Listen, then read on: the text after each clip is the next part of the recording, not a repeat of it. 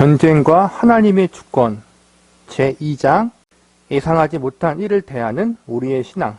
그의 아내에게 이르되 우리가 하나님을 보았으니 반드시 죽으리로다 하니 그의 아내가 그에게 이르되 여호와께서 우리를 죽이려 하셨더라면 우리 손에서 번제와 소제를 받지 아니하셨을 것이요 이 모든 일을 보이지 아니하셨을 것이며 이제 이런 말씀도 우리에게 이르지 아니하셨으리이다 하였더라. 이 본문은 단순하면서도 매우 심오한 말씀입니다. 삼손의 아버지와 어머니가 갑작스레 맞닥뜨린 어렵고도 위급한 상황 앞에서 어떻게 반응하는지를 보십시오. 두 사람은 서로 다르게 반응합니다. 그런데 사실 이 말씀은 단순한 기록이 아니라 하나의 판결입니다. 이 두 사람의 행동과 말을 기록한 본문은 그들에 관한 모든 것을 우리에게 들려줄 뿐 아니라 그들에 대한 판결을 내리고 있습니다.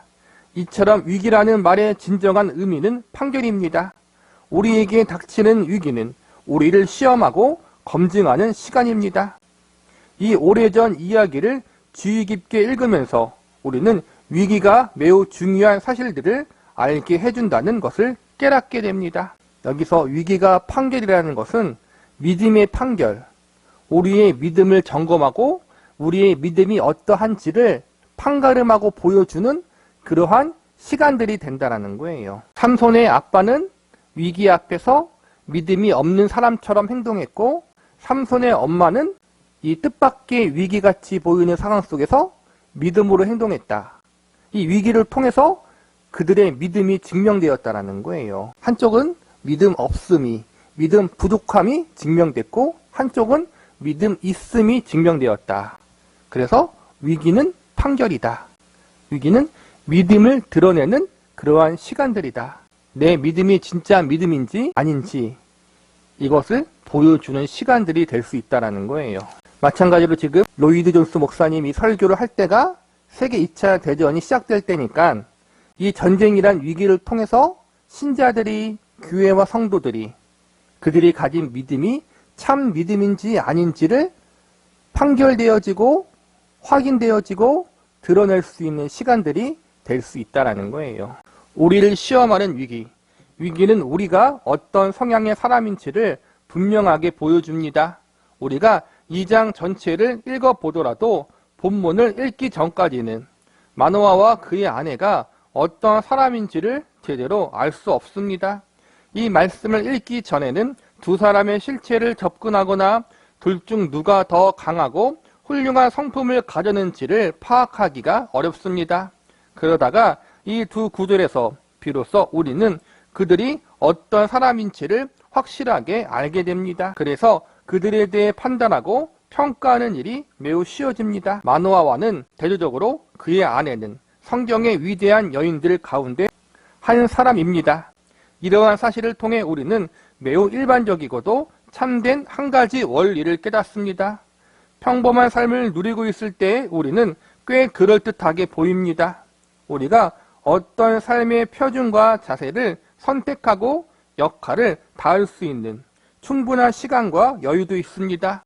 규칙들을 준수하고 우리가 인정하는 다양한 표준들에 따라 삶을 영위합니다. 우리가 생각하고 믿는 바를 공언하며 앞으로 만나게 될 것 같은 상황에 대해서도 분명한 입장을 밝힙니다. 그리하여 자신이 어떤 사람이라는 인상을 다른 사람들에게 심어줍니다. 그렇다고 해서 삶 전체가 하나의 거대한 위선이라는 말은 아닙니다.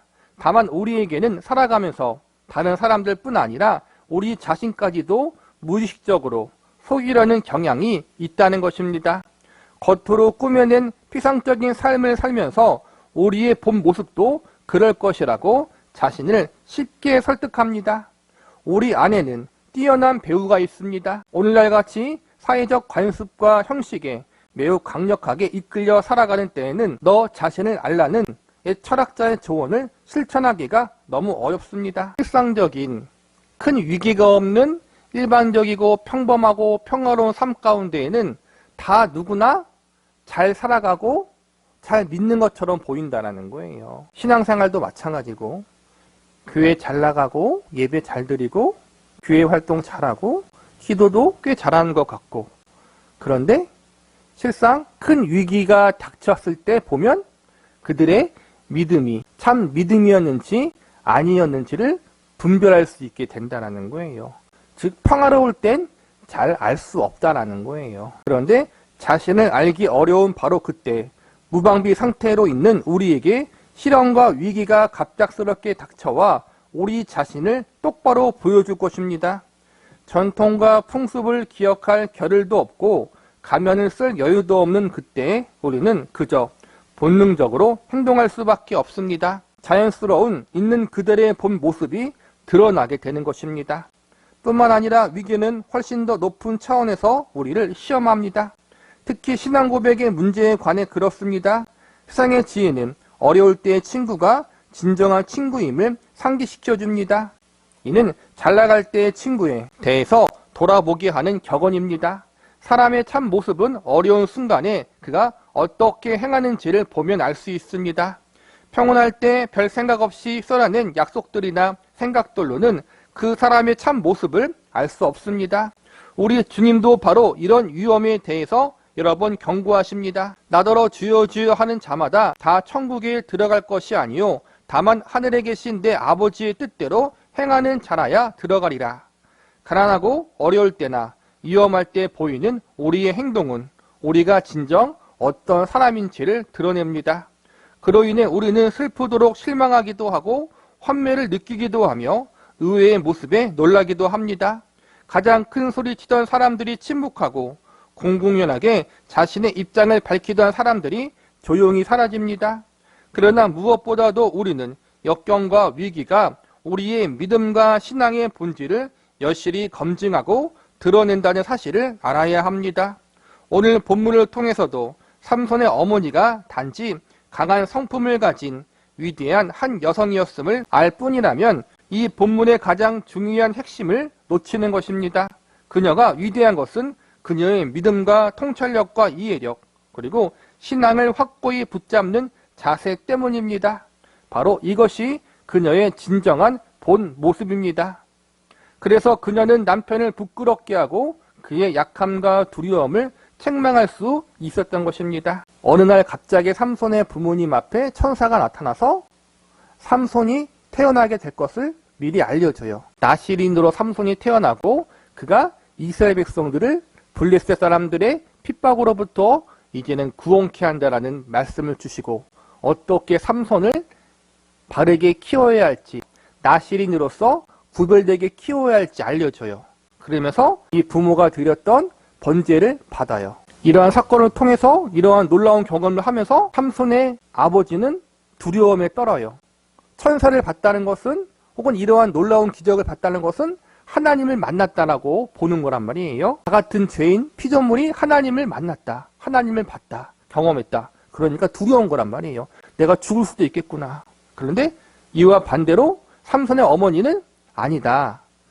하나님이 천사를 통해서 우리에게 자식이 태어나고 그 자식을 어떻게 키워야 할지 알려주신 것, 그리고 우리의 번제를 받으신 것은 우리를 죽이기 위한 것이 아니라 우리를 향한 하나님의 계획이 있다.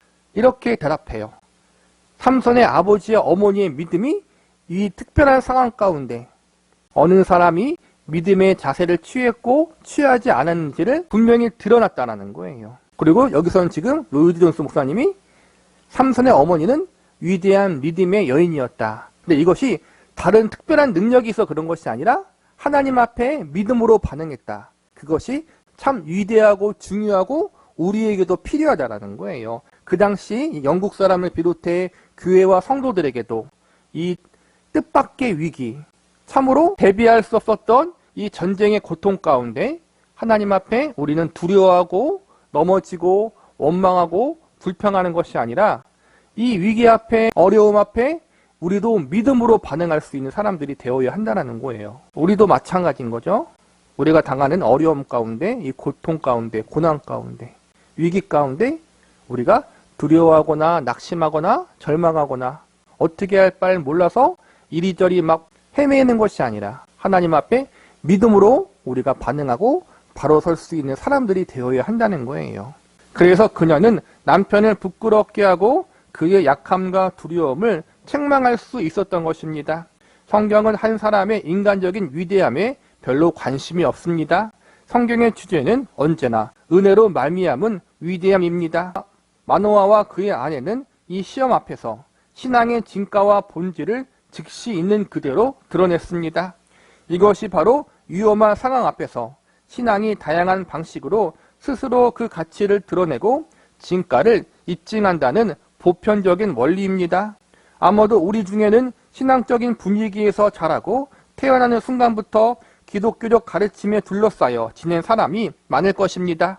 이러한 양육을 받으면서 우리는 기독교 교리들에 관해 많은 것을 듣고 익숙해졌습니다. 우리 주변에 있는 모든 사람들이 그 교리들을 믿는 것처럼 보이고 우리 자신도 그 교리들을 때때로 반복해서 고백하며 스스로를 신실한 신자라고 간주해 왔습니다. 우리는 이 교리들을 시험하는 것을 전혀 생각해 본 적도 없으며 그것을 의심하는 것조차 꿈도 꾸지 않았습니다.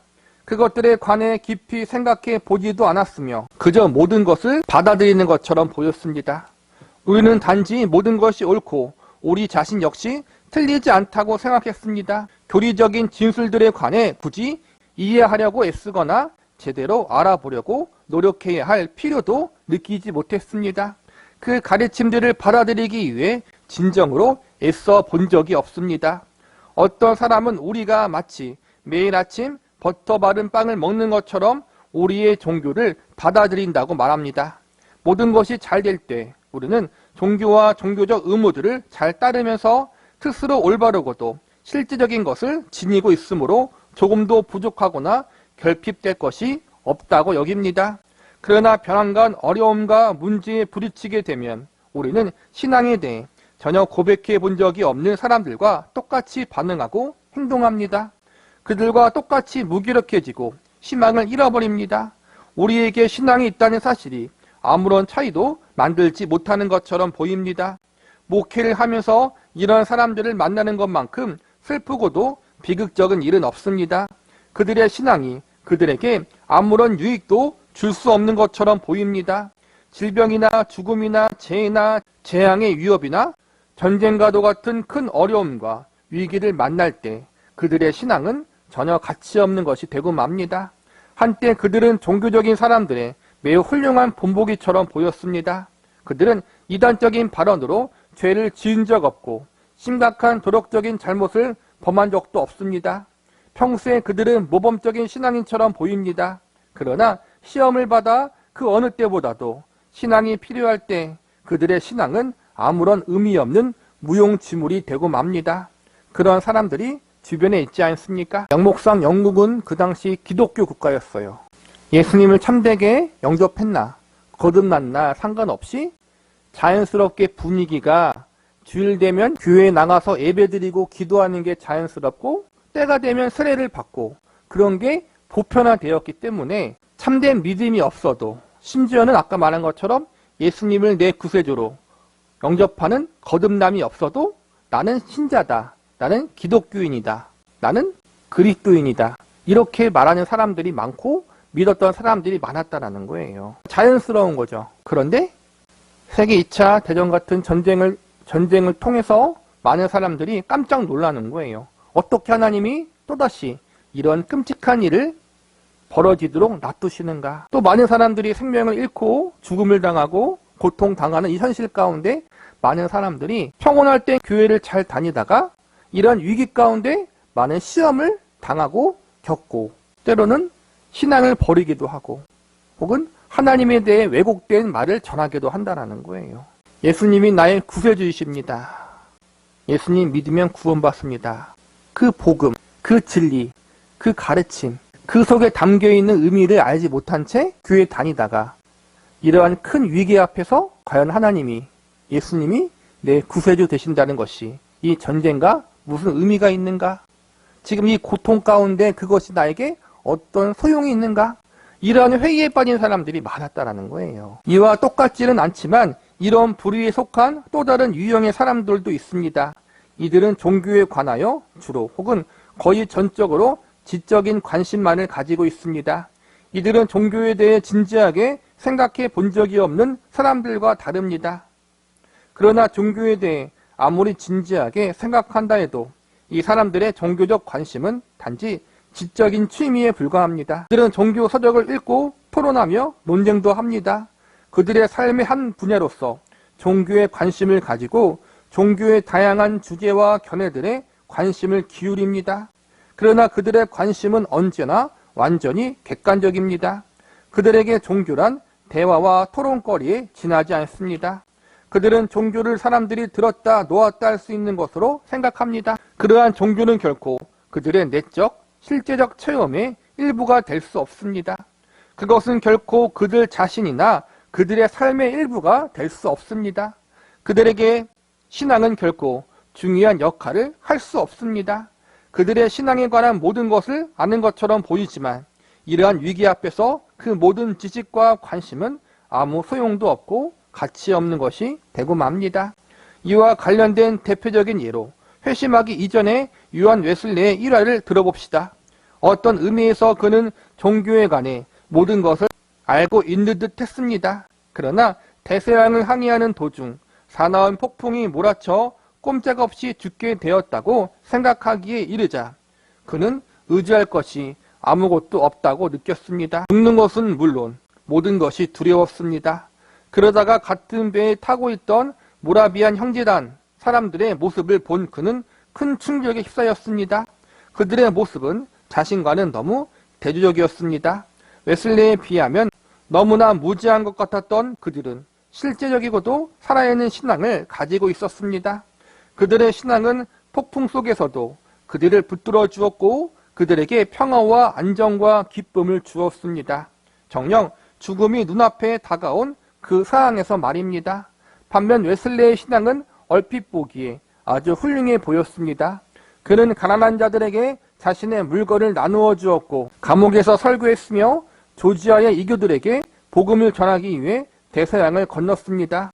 또한 그는 폭넓은 종교적 지식을 갖추고 있었습니다. 그러나 폭풍의 시련으로 인해 자신과 다른 사람들 앞에서 그의 신앙이 본질적으로 보잘것없다는 사실이 여실히 드러났습니다.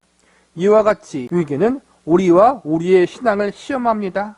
마치 마노아와 그의 아내를 시험했던 말입니다. 종교적인 지식이 많고 종교적인 활동을 많이 하고 그래서 겉으로 볼 땐 거룩해 보이고 뭔가 신실해 보이는데 실상 뜻밖의 위기 앞에 준비되지 못한 상황 가운데 경험한 그 위기 앞에 많은 사람들이 그 알고 있는 신앙의 지식이나 경험이나 체험이나 그 활동들이 하나님께 그들을 더 가까이 나아가게 만들기는커녕 오히려 넘어지는 도구가 될 수 있다는 거예요. 결론은 우리가 가지고 있던 우리 자신이 갖고 있던 종교적 지식, 활동 그것이 우리 믿음에 큰 도움이 못 되었던 것을 위기를 통해 발견할 수 있다는 거예요. 이러한 부분을 우리가 조심해야 한다는 거예요. 그리고 당시 세계 2차 대전 당시 영국의 많은 사람들이 많은 교회와 성도들이 많은 종교인들이 그러한 자리에 있었다는 거예요. 삼손의 아버지와 같은 자리. 마노아의 신앙. 그러니까 마노아가 삼손의 아버지예요. 그러니까 믿음 없음. 위기 가운데 자신의 믿음 없음을 보여주었던 사람의 대표. 그 마노아의 아내 삼손의 엄마는 위기의 순간 믿음 있음을 보여주었던 그러한 대표라고 볼 수 있는 거예요. 참으로 슬프게도 많은 사람들이 마노아의 아내보다는 마노아를 닮습니다. 우리는 복 얻기를 갈망하고 종교를 통해 얻을 수 있는 모든 선물과 복을 기대해야 합니다. 마노아처럼 열심히 기도하기도 하고 겉모습과 행동만으로 매우 경건한 사람처럼 보이기도 합니다. 모든 일이 잘 될 때, 그리고 우리의 기도가 응답되고 우리의 모든 욕구가 만족되는 것처럼 보일 때에는 마치 마노아가 자기 요청이 받아들여졌을 때 그랬던 것처럼 찬양과 감사가 넘쳐납니다. 그러다가 어느 날 갑자기 우리가 이해하지 못하는 일이 일어납니다. 전혀 예상하지 못했던 일들이 발생합니다.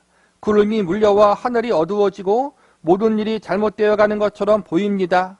우리가 예상하고 기대했던 것과는 정반대로 흘러가는 상황에 당황해하고 난처해합니다. 바로 그때 우리는 너무나도 쉽게 마노아처럼 행동합니다. 속절없이 무너져 모든 희망을 잃어버리고는 성급하게 결론을 내리게 됩니다.